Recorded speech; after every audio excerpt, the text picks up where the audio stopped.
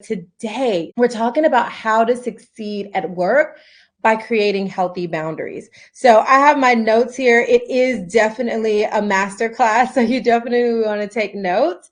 And let's just dive right in. I love to start with the breath. So if you want to start with me, place your right hand over your heart, your left hand over your right.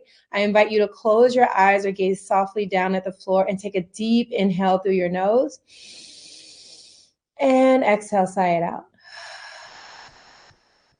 Deep inhale through your nose.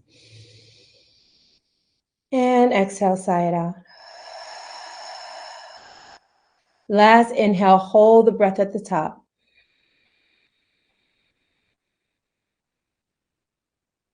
An audible sigh through your mouth. Let it all out. Shake it all out. All right. Y'all, I do this. This is my first tip. I do this before every meeting with my team. When I go out, when I'm on the road, corporate accounts, Zoom accounts, coaching accounts, energy working accounts, we start with the breath. Why? Because breath is spirit, and that gets you in alignment with source, with who you truly are, no matter what you believe, no matter what religion you believe, no matter what spiritual beliefs you have, we all believe the power of the breath. And the breath is that one free tool that we have while we're here that we no longer need when we leave. So if you center everything you do by just taking a deep breath, or when you feel anxiety, you take a deep breath. When you feel overwhelmed, you take a deep breath, that resets you, right? So you can come from a more mindful space. So that's tip number one. Breathe. Center everything you do on the breath. That's not one of the ones on my list, but that's a bonus.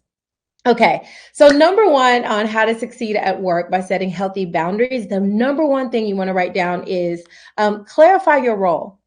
So I've gone from having 21 people on my team to now have 8 people on my team. And I went through my friend's course, and the biggest thing I got out of it was simplify to amplify. And I really had to simplify my team. I had to simplify my income streams. And in order to do that, I had to clarify the role of each person on my team. And I had to make sure each person was clear on their role. So number one, clarify your role. So you need to know your job description. You need to know what's expected for you. You need to know what your tasks are.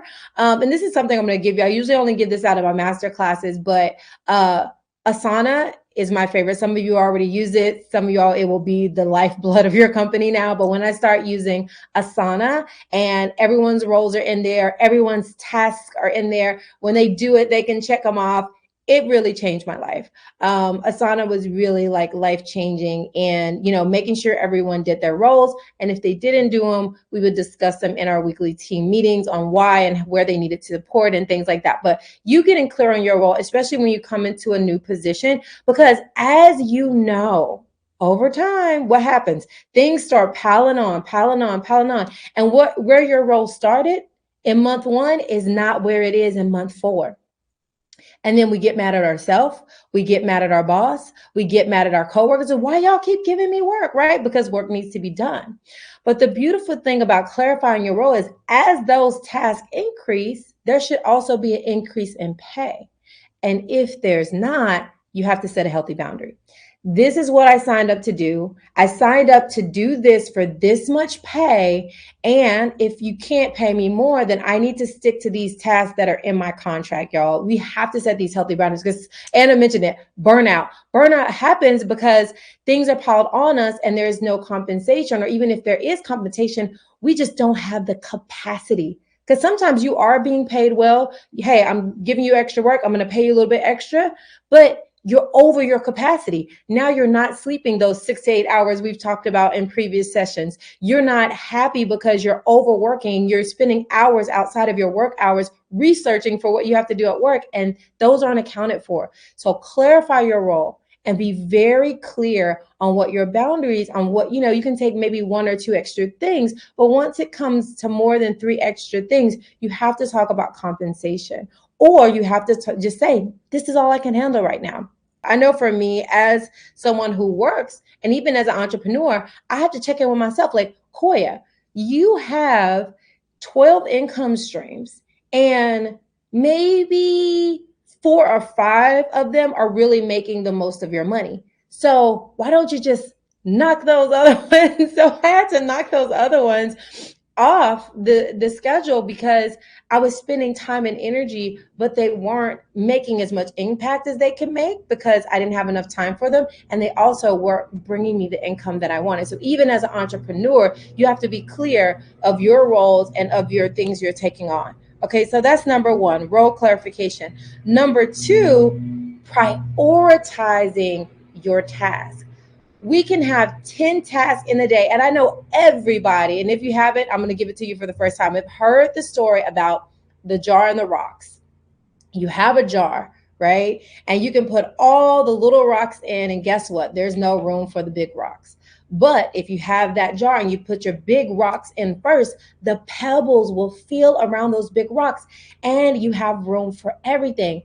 But if you put the pebbles in first, you won't have. So a lot of people are like, oh, I'm gonna knock out these easy tasks first. And then the big ones, the big hairy ones that you really don't want to do, but you need to prioritize, they get left on the outside. And that affects productivity, it affects your happiness, it affects your whole company and everyone you work with. So you have to make sure you prioritize. And if you're not sure, if you're working for someone else, you ask, like, what should I prioritize? If you're an entrepreneur, ask your friends. Like, that's the great thing about GrowthDay. It's the great thing about masterminds is you can ask, like, what should I prioritize on this plate? I got all these possibilities. Which one of these should I prioritize?